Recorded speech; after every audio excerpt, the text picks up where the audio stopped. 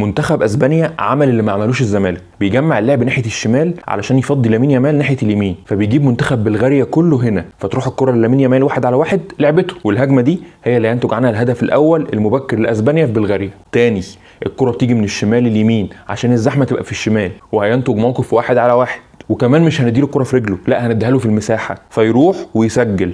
ضيع مش مشكله، تاني هنجمع في الشمال ونلعبها له في اليمين، فيبقى عنده مساحه يلعب عرضيه خطيره هينتج عنها الهدف التاني.